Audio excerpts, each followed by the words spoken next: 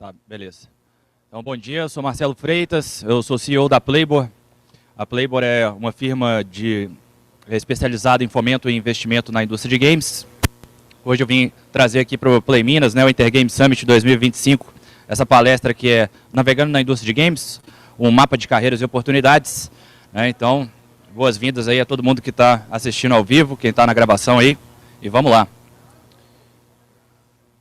Então, a agendinha hoje que a gente vai passar aqui, o assunto é, nós vamos passar primeiro por segmentos e agentes de mercado, falando aí de mercado de games, vamos entender um pouquinho sobre como que seria a jornada empreendedora nesse mercado, áreas de competência em que é possível trabalhar e, claro, também por onde começar para você galgar o seu espaço aí nessa indústria de games, e no final a gente tem uma conclusão aí bem legal. Então, primeiro, falando aqui de mercado de games como um todo, é importante a gente entender que existem alguns agentes aqui, de uma perspectiva macro, que também estão presentes no mercado de games. O governo também faz sua parte aqui no mercado de games, é bom sempre ressaltar que hoje a gente tem o marco legal dos games aí, que é um marco histórico aí, para o mercado como um todo. A gente tem a academia, que é onde o pessoal aí vai treinar, vai se capacitar, vai se qualificar para trabalhar no mercado. Várias instituições de ensino envolvidas aqui, e também temos a indústria. E na indústria nós vamos ter aí diversos agentes que vão estar fazendo acontecer aí no mercado também. E para começar a falar sobre a indústria, é importante a gente fazer essa diferenciação, porque a gente tem o mercado de games, e muitas vezes a galera trabalha de uma maneira conjunta com os esportes eletrônicos e a indústria, mas são perspectivas diferentes, são agentes diferentes, que fazem coisas diferentes. Então, dentro dos esportes eletrônicos, a gente tem aqui, por exemplo, equipes, atletas, streamers, que são aqueles influenciadores que fazem lives, a gente está falando aí de competições, eventos, transmissões que ocorrem, e aqui, quem é o consumidor? O consumidor aqui é torcedor, é muito mais próximo dos esportes do que da indústria de games em si, porque o foco aqui ele é muito no espetáculo, nesse tipo de entretenimento. A indústria de games também trabalha com entretenimento, e aqui nós vamos ter diferentes profissões, nós vamos ter aí envolvidos designers, vamos ter envolvidos desenvolvedores de jogos, produtores de jogos, e aqui o foco do trabalho vai estar muito mais na criação, na comercialização e na manutenção de jogos. Então, quem é o consumidor aqui? O consumidor aqui é o jogador. Então, essa galera aqui, dessas profissões, vão estar muito mais focadas no ciclo de vida de um jogo. E essas pessoas, inclusive, vão estar criando jogos para que pessoas aqui nos esportes eletrônicos possam jogar. Muitos jogos criados aí, eles acabam virando esportes eletrônicos. E quando você vai trabalhar na indústria de games, então, nós estamos aqui falando da perspectiva da indústria, tá? Então, na indústria também é possível trabalhar com diferentes tipos de clientes. Não necessariamente o seu cliente final ele vai ser o jogador, porque existe esse modelo que é o B2C, o Business to Consumer, onde você vai comercializar o seu jogo diretamente para jogadores, vai colocar o seu jogo em alguma plataforma de distribuição, provavelmente, mas também você pode trabalhar no modelo B2B, Business to Business. Existem hoje, por exemplo, os jogos aplicados, que nós vamos falar daqui a pouco, onde você faz jogos para empresas. Essas empresas vão utilizar esses jogos com alguma finalidade, e hoje, não somente graças ao marco legal dos games, mas também, hoje a gente coloca muito em evidência os jogos na perspectiva do governo. Hoje o governo ele entende a linguagem, ele entende que existe esse mercado, e hoje é também possível negociar diretamente com o governo para você colocar os seus jogos, por exemplo, em escolas públicas, ou trabalhar com jogos aplicados de alguma forma, uma ferramenta que também pode ser utilizada aí para o governo. E quando a gente está na indústria de games, existem diferentes agentes com quem a gente pode conversar. Você, enquanto numa perspectiva aí de um estúdio de games, alguém que fabrica, alguém que cria jogos, essas partes aqui podem estar interessadas naquilo que você está fazendo.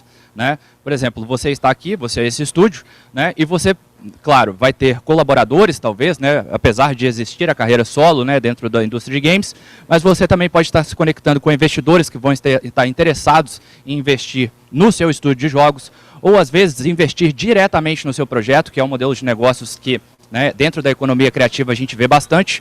A gente também pode ter contratantes, eu falei aqui do modelo B2B, então empresas podem contratar o seu estúdio para fazer jogos ou partes de jogos. Temos as distribuidoras, essas plataformas de distribuição, Steam, Play Store, Epic Game Store, essas plataformas você também pode estar conversando para às vezes conseguir algum destaque lá dentro. O próprio governo, como eu falei, influenciadores vão estar interessados às vezes em fazer uma live aí do seu jogo, porque o seu jogo às vezes é o tipo de de jogo que o público-alvo desses influenciadores tem, né, em sua comunidade. A imprensa pode estar interessada tanto na história do seu estúdio quanto na história do seu jogo, né, os próprios jogadores, claro, e licenciadores de propriedade intelectual, né? Às vezes a gente tem aí propriedades intelectuais que são muito conhecidas em outros meios, né, dentro do audiovisual, livros e afins, que também podem ser transportadas para a indústria de games de alguma forma. E a gente tem um caso muito interessante aqui no Brasil, por exemplo, do Irmão do Jorel, né, um desenho animado que acabou virando jogo e foi muito bem sucedido aí no mercado. Então, quando a gente vai fazer jogos, né, numa perspectiva macro novamente, nós estamos aqui, né, ou falando de desenvolver jogos para uma finalidade, né, específica de entretenimento, e aqui dentro nós vamos ter diversos segmentos aí no mercado, né, como você pode entrar dentro de uma plataforma de distribuição, você vai ver lá as etiquetas, né, onde os jogos vão ser segmentados, como RPG, ação, aventura, cartas, afins, né, e nós também temos os jogos aplicados, né, lá dentro do próprio marco legal dos games, né, mostra a definição de jogos, né, quais finalidades que eles podem ser utilizados, entretenimento é uma delas, e as outras 4 são essas, né, para fins educacionais, para fins terapêuticos, treinamento corporativo e afins, e também para fins publicitários. Quando você vai publicar um jogo, seja ele de entretenimento, seja ele um jogo aplicado, você pode fazer isso para diversas plataformas, né? Então eu poderia estar desenvolvendo jogos analógicos, estamos falando aqui jogos de cartas, de tabuleiro, né? A gente tem um arcade aí, que é uma plataforma que hoje ficou um pouco obsoleta, não é muito utilizada, mas ainda serve para fins de marketing. Temos aí os consoles, né, que nada mais são do que computadores especializados para jogar videogames. Temos os computadores pessoais que estão em bastante ascensão, né? Dispositivos móveis, que hoje está na mão de todo mundo o smartphone, então todo mundo pode jogar aí através dos seus dispositivos. Temos os dispositivos de realidade imersiva, aqui estamos falando de realidade virtual, estamos falando de realidade aumentada. E hoje também há jogos para dispositivos inteligentes, tá? Aqui nós estamos vendo uma figura que é de smart speakers, né? Por exemplo, uma Alexa, né? Então hoje também é possível jogar através da Alexa, esses são chamados audiogames. Mas também você pode jogar jogos na sua Smart TV, né? E também temos os jogos em nuvem, também chamados de cloud gaming, e aí é basicamente, né, o seu jogo sendo transmitido diretamente para qualquer dispositivo através de uma internet que deve ser de alta velocidade, né, para conseguir fazer isso acontecer de uma melhor maneira possível. Agora vamos supor então que, beleza, eu estou querendo criar jogos, né, e talvez eu vá seguir pela jornada empreendedora. Não necessariamente eu vou trabalhar para alguém, né, eu quero montar o meu próprio estúdio de games, né.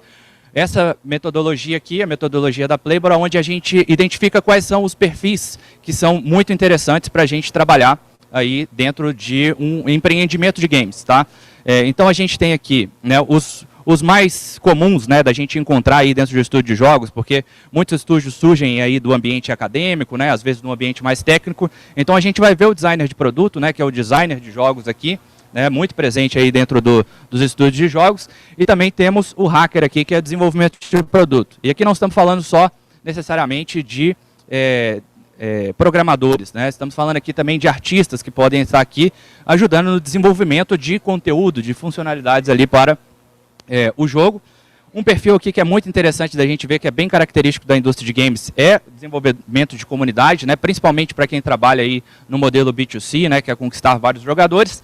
E uma coisa que a gente precisa se atentar bastante aqui é esses outros 2 perfis, porque pô, a gente está fazendo aí um empreendimento, né, então o empreendimento ele precisa também de ter a sua atenção, assim como você tem atenção para o seu produto, que é o seu jogo, né, então aqui é interessante da gente ver esse perfil aqui, e é isso que a Playboy ela faz bastante, né, de capacitar essa galera para conseguir lidar, né, e trabalhar de uma maneira assertiva com esses perfis dentro do seu negócio, do seu estúdio de games, que é o designer de negócio e o desenvolvedor de negócios, né, porque você também tem que cuidar das pessoas que vão trabalhar ali dentro, como que elas vão trabalhar, né, quais processos que elas vão executar, tem que pensar em administrativo, financeiro, tem que pensar, né, em gestão de pessoas, tem que pensar em marketing, né, tem que pensar em muita coisa, né, não é somente pensar no seu jogo, porque o seu jogo ele precisa alcançar o seu público-alvo, né, e converter esse público-alvo também para ser bem sucedido, e o desenvolvedor de negócio também vai ajudar bastante, né, às vezes, por exemplo, a captar recursos, que a gente vê que jogos também, eles parecem até simples, né, uma vez que você pega lá e joga, cara, mas é uma complexidade enorme para chegar naquele ponto em que o jogo ele está publicado na plataforma e às vezes isso exige bastante recurso financeiro. O desenvolvedor de negócio pode ajudar você a trazer esses recursos. Então você vai seguir a jornada empreendedora, então, beleza. Então, cara, existe duas maneiras, né? Ou eu posso seguir pela jornada individual, né? Então eu vou, né, falar assim, olha, você é o solo developer aqui, né? E aí, beleza, estou seguindo o individual, mas, né, vai ter prós e contras. Tomada de decisão vai ser mais rápida, é só você, consigo mesmo, ok, mas você vai ter a necessidade de lidar com criatividade, com técnica, com negócios, tudo isso está envolvido dentro de um estúdio de games, né, então você vai ter que ficar fazendo malabarismo ali, né, para fazer tudo acontecer, né, e a sua capacidade de produção inicialmente, né, pode ser limitada, caso você não tenha recursos, né, então, apesar da tomada de decisões ser mais rápida, às vezes a jornada ela vai ser um pouquinho mais demorada, precisa ter um pouco mais de paciência. Ou você pode ir pela jornada coletiva, né? Acontece muito da galera criar estúdio de jogos aí dentro de ambientes acadêmicos, game jams, né? E aí a ideia é buscar por equilíbrio, né? Para essa equipe ela ser multidisciplinar, para ela ser complementar, né? Então aqui eu estou buscando equilíbrio entre a criatividade, a técnica e o negócio, e como essas pessoas ali no início, né, às vezes vão estar trabalhando sem a necessidade de uma remuneração financeira, né, trabalhando por equity, né, por cotas societárias, né, então talvez você consiga ter uma capacidade de produção expandida aí no início, né, e a jornada pode ser mais fácil, né, se você conseguir uma boa equipe complementar.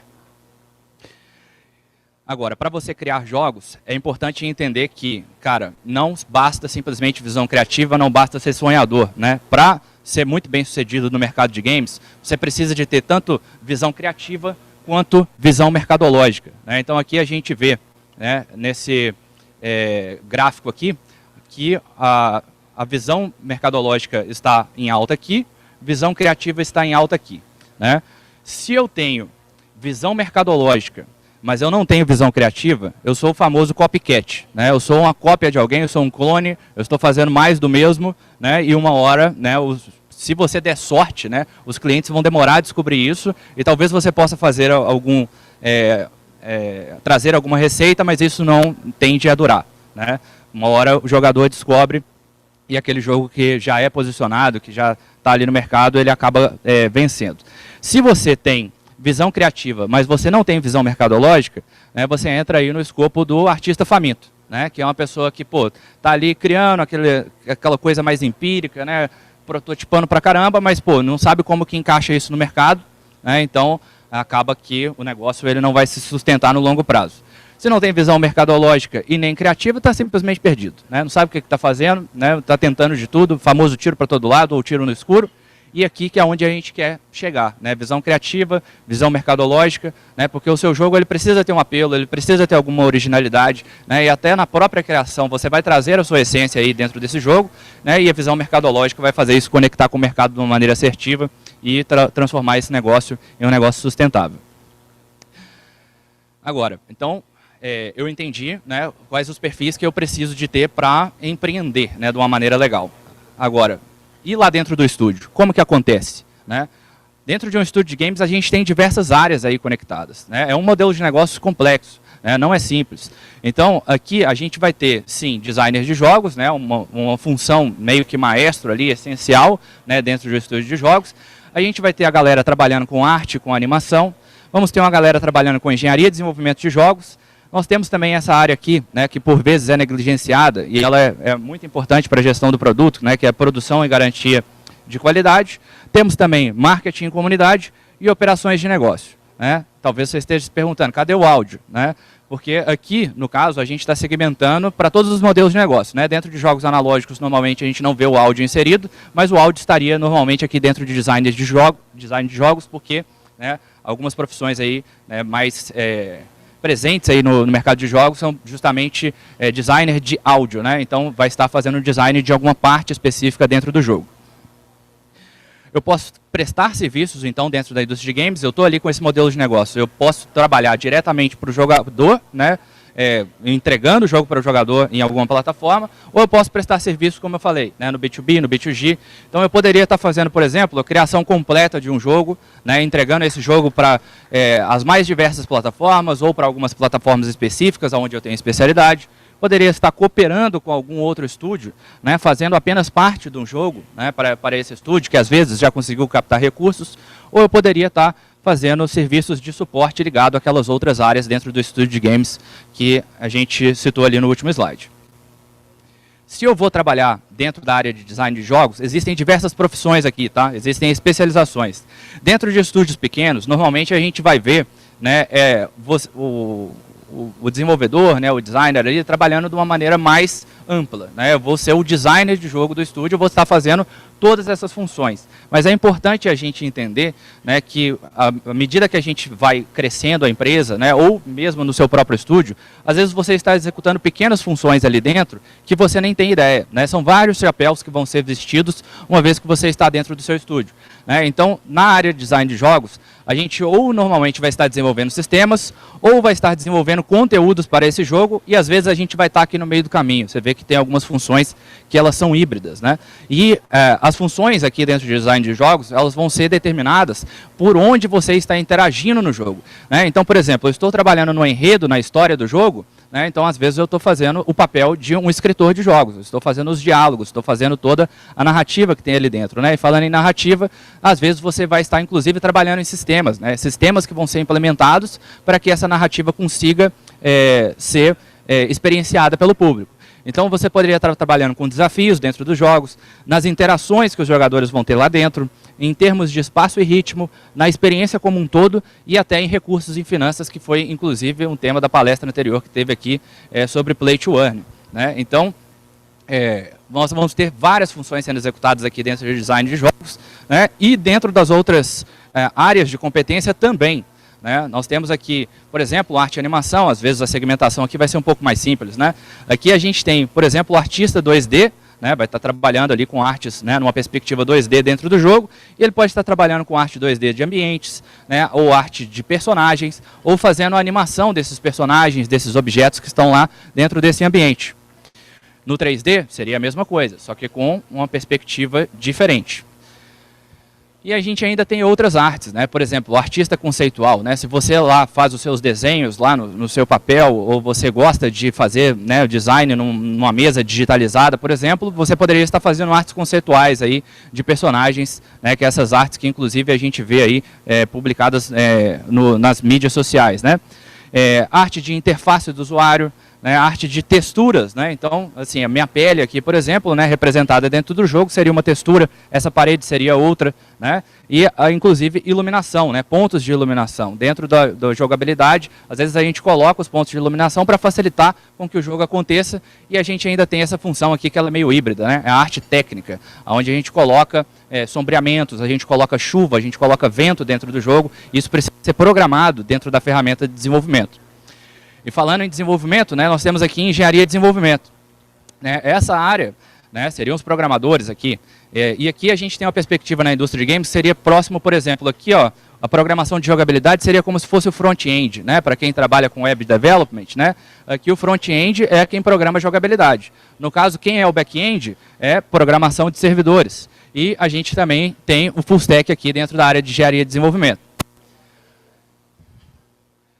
Então, se eu estou programando jogabilidade, eu poderia estar programando diversas coisas dentro da jogabilidade. Eu poderia estar programando a interface, gráficos, animação, inteligências artificiais, áudio, físicas e efeitos visuais, né? Então, vê que a gente tem uma granularidade muito grande, né? Não é simples trabalhar com jogos, né? A gente vai ter que ser um autodidata. A gente, muitas vezes, né, vamos ter que aprender diversas coisas para conseguir fazer todo o trabalho que é necessário para a entrega do jogo, né? Se eu estou aqui programando servidores, às vezes eu vou programar operações, redes, bases de dados, né? Então, por trás do jogo, existem dados que estão trafegando, né? A gente precisa garantir que esses dados cheguem, que eles sejam armazenados, né? Porque se um jogador, por exemplo, ele joga ali durante 2, 3 horas, ele perde o save dele, pô, vai ficar frustrado, né? Então, tem que garantir que os dados eles estejam sendo armazenados de maneira adequada, né? No full stack aqui, às vezes a pessoa vai estar pensando em todas as ferramentas que vai utilizar ali dentro do seu estúdio, né, para fazer o jogo acontecer. A gente tem a questão da build, né, de você compilar aquilo que você está desenvolvendo no arquivo executável, onde que a pessoa vai clicar e ela vai jogar. Temos gente trabalhando aí com fluxo de trabalho, né, e até desenvolvendo próprias ferramentas para ajudar quem desenvolve a fazer o seu próprio trabalho. Dentro de produção, aqui é uma área de gestão, né? Aqui a gente está falando de uma área que às vezes ela vai estar em diversas empresas aí, né? Então, a gente tem aqui galera também fazendo gestão do produto, né? Garantindo que ele seja criado, que ele seja comercializado, que ele tenha uma manutenção adequada, né? E às vezes essa pessoa pode estar fazendo uma gestão, não do produto como um todo, mas só de uma área específica. Às vezes eu vou fazer a gestão da equipe de arte, né? Ou às vezes eu vou trabalhar com diversos profissionais terceirizados. Acontece muito na indústria de games, né? Às vezes a gente contrata uma pessoa para fazer uma trilha sonora, né? Para fazer um processo ali de teste de garantia de qualidade. Então, às vezes a gente vai estar gerindo essas pessoas que estão terceirizadas. Às vezes a gente vai estar lidando com um cronograma, né? E existe muita dependência dentro do processo de desenvolvimento de jogos. Às vezes a gente vai estar analisando jogos no mercado para entender como que a gente se posiciona em relação a eles, ou analisando o nosso próprio jogo, né? Aqueles dados que estão acontecendo, uma vez que o jogo está publicado, para a gente entender como que a gente pode, né, fazer a atualização desse jogo para que os jogadores eles fiquem mais à vontade, eles tenham um maior engajamento. E também tem a gestão de operações ao vivo. Isso daqui é para aquele modelo de negócio, né, onde os jogos eles são comercializados enquanto serviço. Eles fazem parte da rotina dos jogadores. Pensa aí, por exemplo, Counter-Strike, League of Legends, né, Dota. Esses jogos aí eles estão sendo constantemente atualizados. Eles têm eventos, né, e quem está fazendo isso é a galera da gestão de operações ao vivo. Né, a galera que está ali sempre preocupando em fazer atualizações no jogo, né, e atualizações para a comunidade, para que o jogo ele consiga reter esses jogadores e eles continuarem com que o jogo eles faça parte de sua rotina. A gente tem a galera aqui dos testes de qualidade também, e cara, quem já viu aqueles bugs aí no jogo, né? Até uns bugs que até vira meme, né, na internet, né, que sei lá, o jogador chutou a bola no outro e o outro ele foi parar na lua, né? É para essa galera aqui que evita que essas coisas aconteçam, né? E tem a galera que vai fazer o teste de garantia de qualidade para ver que o jogo está sendo, né, lançado ali certinho, e tem a galera que vai fazer ferramentas para que essa galera consiga trabalhar de uma maneira mais eficiente, né? Porque às vezes, é melhor eu fazer um teleporte desse personagem para algum ponto ali específico para eu não ter que ficar jogando o jogo inteiro até chegar naquele ponto e eu conseguir fazer o teste, entendeu? Então, aqui tem uma galera também fazendo com que o trabalho aconteça de uma maneira mais eficiente. Dentro de marketing, cara, isso daqui é complexo pra caramba, né? Tem uma galera aqui fazendo arte também, né? Só que essa arte aqui, ela é específica para o marketing, né? Coisas que vão para as mídias sociais, para a sua página de vendas do seu jogo, né? E tem a galera que está preocupando lá com a página de vendas também, né? Você tem uma loja virtual, e nessa loja virtual você vai ter que fazer configurações que às vezes vão ser mais assertivas para que o seu jogo ele seja encontrado, para que o jogador ele seja convertido. Tem uma galera que às vezes vai estar fazendo relações públicas, né? Conversando ali com influenciadores, conversando com imprensa, né? Para garantir que o jogo ele seja publicado, né? Em mídia conquistada. E tem a galera aqui que às vezes vai estar trabalhando com aquisição de usuários, né? Aqui é a galera que normalmente trabalha aí no mercado de dispositivos móveis, free to play, né? E às vezes você vai estar ali fazendo mídia paga, né? Colocando anúncios, né? Quantas vezes você não estava aí fazendo, sei lá, o seu Duolingo e aí de repente aparece um anúncio de um jogo lá? A galera de aquisição de usuários que foi responsável por isso, né? E aqui a gente também tem a localização, porque os jogos eles são globais, né? E uma vez que você lança, você pode lançar em diversas línguas, você pode localizar o seu jogo, não simplesmente em termos de tradução, mas também culturalmente, para que diversas línguas elas sejam colocadas e jogadores que tenham essa sensibilidade de linguagem possam ter uma melhor experiência aí dentro do seu jogo. Em termos de comunidade, aqui a gente vai ver isso muito acontecendo dentro daqueles jogos online também, né? Os MMORPGs, por exemplo, né? Galera ali que vai estar fazendo moderação de comunidade para garantir que o ambiente não é tóxico, né? Ou dando suporte ao consumidor, porque aconteceu alguma coisa ali de errado contigo, né? Galera que às vezes está pensando em metodologias de engajamento, né? Às vezes olhando ali as avaliações que estão tendo dentro da plataforma e falando assim, galera, está tendo as avaliações ruins em relação a isso, vamos mudar alguma coisa? Né, às vezes vão estar fazendo gestão de eventos, né, depende, às vezes o seu jogo pode ter aí, né, um evento sazonal, vamos fazer alguma coisa aqui, umas skins para Natal, para Halloween, né, e também a galera que vai estar, às vezes, criando os conteúdos ali para a comunidade, dentro do ambiente em que essa comunidade ela interage. E por fim a gente tem operações de negócio, né, aqui essa área ela pode virar departamentos em si dentro de empresas tradicionais, tá? Normalmente a gente vai ver departamentos de pessoas e cultura, né? O antigo RH, né? Colocou um nome mais bonito hoje, né? Poderia ter o setor aqui de contabilidade e finanças, né? Ou às vezes assessoria jurídica, normalmente isso vai ser externo, né? A não ser a da Nintendo, tome cuidado com a da Nintendo, né? E aqui Claro, a galera vai estar fazendo a gestão do negócio como um todo, para ele ser bem sucedido. Tecnologia da informação, várias ferramentas vão estar sendo utilizadas, que é utilizado em qualquer empresa, né? Ferramentas de gerenciamento de projetos, ferramentas de comunicação, garantir que o pessoal está lá com seus perfis para que consigam atuar lá dentro. E também essa galera aqui muito importante, desenvolvimento de negócio, que vai estar indo para eventos como esse daqui que a gente está aqui hoje, para fazer negócios, né? Para trazer negócios para dentro do seu estúdio de games. Então a gente tem diversas áreas aqui, tá? A gente passou por, né, a maioria aqui das funções que existem dentro da indústria de games. Agora, beleza, você me falou que eu tenho, né, eu posso seguir uma jornada empreendedora, eu posso trabalhar, né, numa profissão aí dentro da indústria de games, e existem aqui diversos, né, perfis que você pode trabalhar, então todo mundo tem algum espaço aqui, mas como que eu posso começar, né? Como que eu posso superar essas primeiras grandes barreiras para me inserir na indústria de games? Cara, 3 coisas, tá? Uma coisa é currículo, outra coisa é portfólio e outra coisa é posicionamento. O currículo, cara, é normal, né? Tipo, eu quero entrar em qualquer mercado, qualquer indústria, e eu preciso de, né, ter algum tipo de experiência ali, né? Algo que mostre que, né, eu consigo me garantir ali onde que eu estou me propondo a trabalhar. Né? E aí, em termos de currículo, né, as próprias instituições de ensino, né, programas de aceleração, de incubação, qualquer oportunidade que você vê que, né, você pode ali trabalhar, né, ou fazer qualquer coisa que te dê algum título, alguma coisa assim, pode te ajudar, né, e essa experiência vai te ajudar. Agora, na indústria de games, portfólio, cara, isso daí faz diferença demais. Porque a galera na indústria de games não, tá muito, não é muito aquele mercado, por exemplo, não, você é advogado, você precisa estar na OAB, né? Para ser psicólogo, você precisa do certificado. Não, aqui todo mundo pode trabalhar.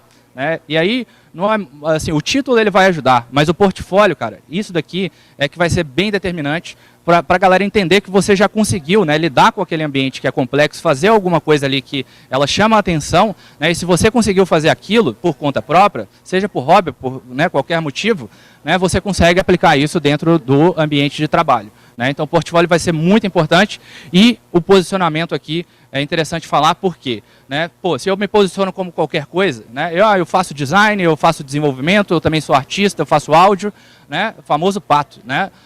Não corre direito, né? Não voa direito, às vezes até nada bem, mas tem uns que nada melhor. Então a galera, assim, apesar de, né, estúdio pequeno, gostar desse perfil generalista, né, e precisar desse perfil generalista, normalmente na hora que você vai ser contratado, você precisa de alguma competência que ela chame bastante atenção, algo que vai te colocar para dentro. Né? Então, se você se posiciona nas mídias sociais como um excelente designer de áudio, por exemplo, né, uma hora você vai ser considerado, né, você vai começar a virar referência, ou pelo menos alguém, né, vai te ver e vai te chamar para trabalhar de alguma forma. Né? E conexão, né, no final das contas, também é muito importante. Né? E é aqui que a gente vai falar como que eu posso ter essas coisas. Né? Então, eu vou para instituições de ensino, né? A gente tem aqui, por exemplo, né, nós estamos aqui em Belo Horizonte, né? Então Belo Horizonte tem cursos, né, relacionados a jogos digitais, tem na PUC, tem na FUMEC, se eu não me engano tem na UNA, né? Tem cursos aí que você pode fazer, e nesses cursos mesmo, né, você, além do título, você já vai desenvolvendo portfólio nesses trabalhos aí acadêmicos, né? Mas a gente também tem um evento que é muito interessante na indústria de games, que é chamado de Game Jam. Né? Quem já ouviu falar de Hackathon? Né? Hackathon foi inspirado em Game Jam. A Game Jam veio primeiro, tá? Então, a Game Jam são essas maratonas de desenvolvimento onde vocês vão sair no final dela com algum protótipo. Né? E esse protótipo ele pode virar portfólio. Né? Você pode, inclusive, dar continuidade nesses jogos criados, né, para que você, às vezes, né, trabalhe numa maneira na sua jornada empreendedora. Agora, conexões e autodidática, cara, isso daqui vai ser importantíssimo, importantíssimo. Porque, cara, né, dentro de um estúdio de jogos, né, às vezes a gente tem equipes pequenas. Aqui no Brasil, né, a galera aí, a maioria absoluta dos estúdios tem menos de 10 pessoas. Então a galera está muito conectada ali. Né, e nesses eventos que a gente participa, assim, a gente troca ideia, nas próprias Game Jams, né, a gente vai se conectando, a gente vai criando vínculo com as pessoas. E é muito importante de ter esse vínculo, de ter esse sentimento de confiança ali para que você conseguir trabalhar nos jogos, porque a gente coloca muito da nossa própria personalidade dentro dos jogos, né? E, cara, dentro de qualquer empresa, cultura também é muito importante. Então, uma vez que você se conecta com a pessoa, você cria confiança, né? Às vezes vocês fazem um projeto junto dentro de uma Game Jam, às vezes vocês vão, sei lá, trabalhar de diversas formas ali, e uma hora, né, a coisa vai fechar né, e vocês vão conseguir trabalhar juntos. E, cara, como eu falei, autodidática, né? Eu falei de várias funções aqui, né, e muitas dessas coisas que a gente aprende, né, na indústria de games, elas não estão em livros, né? Às vezes você precisa de acessar a internet, hoje a gente consegue conteúdo de tudo quanto é forma, e você precisa de vasculhar o seu caminho para que você consiga resolver, né, essas questões que você está trabalhando no seu dia a dia. E é muito importante falar também da questão de, cara, né, pode ser sonhador, mas vamos manter o pé no chão, né, porque é muito melhor, né, se você for criar, até as próprias game jams, né, elas trabalham em torno disso, de, cara, faz uma ideia simples, bem polida, né, já é complexo demais você ter um estúdio de jogos. A gente viu ali que tem 6 áreas ali, né, com várias funções ali dentro, e se você tiver numa jornada solo ou com poucas pessoas, você vai ter que vestir diversos chapéus, né, não vai ser simplesmente você ficar ali o dia inteiro no design, no desenvolvimento, vai ter que fazer outras coisas. Então, cara, faz uma ideia simples, bem polida, muito melhor, né, porque uma ideia robusta, mal executada, o jogador vai ter essa reação aqui, né? Vai virar um Frankenstein ali, uma coisa que você desenvolve por anos e anos. A gente tem vários casos aqui na indústria de games brasileira, né, de estúdios aí que estão, sei lá, 5, 10 anos ali trabalhando no jogo, não lança, né? Não teve, né, a experiência, inclusive, né, de ter esse momento do lançamento, entender sobre o ciclo de vida do produto completo, né? Então, cara, não tenta fazer o próximo GTA brasileiro, tá? A chance de ter sucesso aqui, ela é muito baixa mesmo, né? E você não está querendo correr esse risco. Você tem 10 anos da sua vida para, né, para fazer o próximo GTA brasileiro, pô, pega aí 6 meses, faz um jogo bacana, lança, entende, né, interage com os jogadores, né, e aí você vai ter uma experiência que com certeza ela vai ser muito mais qualificada. E nessa jornada também muito importante, cara, trabalho de ego, tá? Porque aqui, quando a gente está na indústria de games, aí você começa a fazer um jogo lá, de repente dá aquele sentimento de divindade, né? Eu estou criando um mundo ali, tem personagens ali dentro, eu estou vendo tudo acontecendo, né? Só que, pô, né, você é mais uma pessoa trabalhando aí, né, e fazendo o seu trabalho para colocar para o público, né? E entenda que o público não vai entender o seu jogo da mesma maneira que você. Né? Às vezes você fica naquela perspectiva de que, né, o jogo é meu filho, não sei o quê, não fala mal do meu filho e tudo mais, mas você tem que ter tanto a autocrítica, né, para entender, né, qual que é a realidade do seu projeto, né, na íntegra, quanto também aceitar as críticas para implementar aquilo que fizer sentido para o seu jogo. Não é tudo que as pessoas falarem, né, seja negativo ou positivo do seu jogo, que vai fazer sentido. Então você tem que ter esse discernimento para saber o que coloca dentro do seu jogo. E aqui, num momento onde que a gente vai quase lançar o jogo, né, acontece muito da gente estar aqui navegando entre as duas, né? E aí, por exemplo, eu estou aqui na síndrome do impostor, meu jogo não é bom o suficiente, eu vou trabalhar mais nele, e de repente, né, nunca lança, né, nunca está pronto o jogo. Ou eu estou no efeito Dunning-Kruger e falo assim, vou lançar, meu jogo vai ser um sucesso porque minha mãe gostou, meus primos tudo falaram bem, né, e de repente lança e tem aquela choque de realidade. Né? Então você tem que ficar trabalhando aqui dentro, né, para ter esse equilíbrio de ego e saber quando que o seu jogo está realmente bom para lançar no mercado. Isso é muito de entendimento do seu próprio mercado, inclusive, né, de entender qual que é a barra de qualidade que está ali, né, para que você consiga, né, chegar com essa versão do jogo e fazer um bom lançamento. E uma vez que você está nessa jornada, seja a jornada empreendedora, ou seja qualquer profissão que você escolha adentrar a indústria de games, vai ser mais ou menos uma jornada psicológica, tá? Porque no início, né, você sabe que você não sabe muita coisa. Acabei de chegar no rolê, né, tipo, a não ser que você esteja naquele efeito Dunning-Kruger ali, é absurdo, né? Mas você sabe que você não sabe muita coisa, você acabou de chegar. E aí, chega um momento, né, que aí, pô, você vai entendendo muita coisa, só que aí o efeito Dunning-Kruger aqui, ele pode bater bem, né? De você achar que sabe tudo, né? Pô, meu jogo tá saindo, não sei o que, vai dar tudo certo, né? E, sabe, meus parceiros ali, meus amigos, minha família, tá tudo, né, elogiando, falando que eu fiz um jogo massa pra caramba, né? Só que aí, de repente, o choque de realidade ele vai acontecer, tá? Inevitavelmente ele vai, né? E aí é importante que no momento que esse choque de realidade, o primeiro que acontecer, você não desista, tá? Porque você já correu um caminho aqui, qualquer outro mercado que você for entrar vai dar trabalho do mesmo jeito, né? Você precisa de ter experiência, você precisa de entender como que você se vira ali dentro. E aí uma vez que você vai entendendo que você não sabe muita coisa, porque tem coisa demais para aprender, né? A gente viu aqui o tanto de área que tem, e tem muita coisa que a gente tem que fazer em diversas partes do ciclo de vida que a gente vai entendendo, né?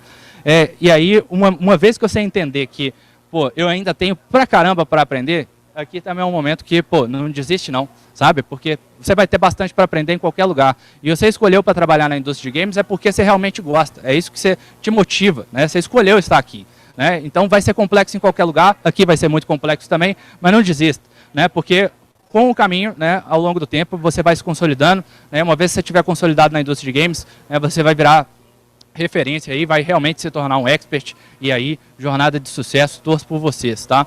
E, ó, muito importante isso para qualquer área, tá?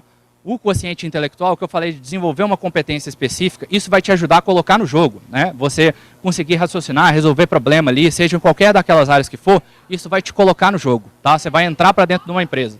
Mas não é somente quociente intelectual, e aqui, de novo, a gente tem que trabalhar na questão de ego, de emocional, porque o quociente intelectual ele te coloca no jogo. O que te faz permanecer no jogo é o quociente emocional, porque você vai estar trabalhando com uma equipe, às vezes a equipe é multidisciplinar, às vezes a galera tem diferentes personalidades, né, e é complexo o desenvolvimento de jogos, né, então às vezes você tem que lidar com atritos e você tem que lidar com isso de uma maneira saudável, para que esse jogo ele também saia de uma maneira saudável. E o que vai te fazer vencer o jogo definitivamente é quociente de adaptabilidade, tá? Porque o mercado muda, né, as coisas que você precisa, as responsabilidades que você vai precisar ter dentro do seu estúdio de jogos, ela vai mudar, né, e você ser capaz de se adaptar a essas mudanças, que vão ocorrer inevitavelmente dentro do ciclo de vida de um jogo, né, a cada parte que você for desenvolvendo vai ter alguma coisa que você vai ter que preocupar diferente, é isso que vai te fazer vencer esse jogo. Então, saiba se adaptar e sempre aprendendo. Né? Você não precisa de talento. Ao invés disso, se você praticar, né, a função ou qualquer, né, empreendedorismo dentro da indústria de games por 10 mil horas, você vai se tornar um especialista nisso, e aí o seu caminho ele tem grandes chances realmente de ser bem sucedido na indústria de games. Sou Marcelo Freitas, essa foi a palestra Navegando na Indústria de Games, mapa de carreiras e oportunidades. Muito obrigado, até a próxima.